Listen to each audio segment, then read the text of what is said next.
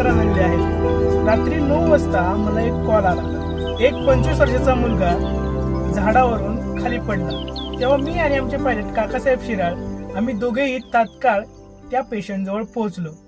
त्याला स्प्लिंट लावला आणि तातडीने प्रथमोपचार करून त्याला जिल्हा रुग्णालयामध्ये सुखरूप पोहोचवलं। सर, तुम्ही त्याच्या पायाला स्प्लिंट का लावला? खूप चांगला प्रश्न विचारलात।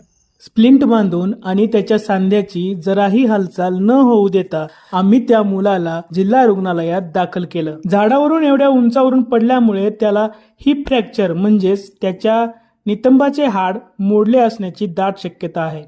तरुणांमध्ये हिप फ्रॅक्चर होण्यासाठी खूप मोठा मार कारणीभूत असतो।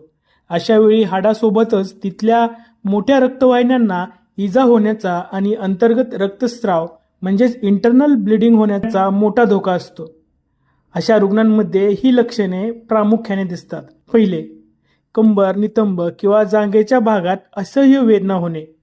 दुसरं, फ्रॅक्चर झालेला पाय दुसऱ्या पायापेक्षा थोडा लहान दिसणे आणि तो बाहेरच्या बाजूला वळणे। तिसरं, पायावर अजिबात वजन देता न येणे किंवा पाय उचलताही न येणे।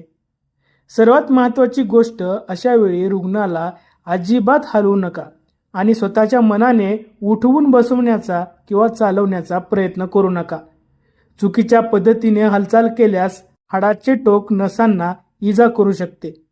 अशा वेळी रुग्णाचा पाय जागेवर स्थिर ठेवण्यासाठी स्प्लिंट म्हणजेच बांबू किंवा पट्टीचा आधार बांधणे गरजेचे असते। मित्रांनो, एखादं हाड मोडल्यानंतर घरगुती साहित्य वापरून किंवा जे उपलब्ध असेल ते साहित्य वापरून स्प्लिंट कसा बांधायचा याचा व्हिडिओ जर तुम्हाला पाहिजे असेल तर खाली कमेंट बॉक्समध्ये SPLINT स्प्लिंट असे टाईप करा।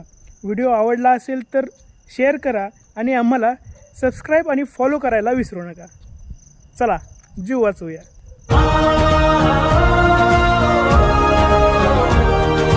रात्र गहिरी शहर निजले, 108 स्वप्न जागले, धावतो रक्ताने भिजलेल्या वाटेवर, वेळेसोबत जिंकण्याची ही लगबग, मिशन गोल्डनावर 108 जीवनाची हाक, ॲम्ब्युलन्स डायरी,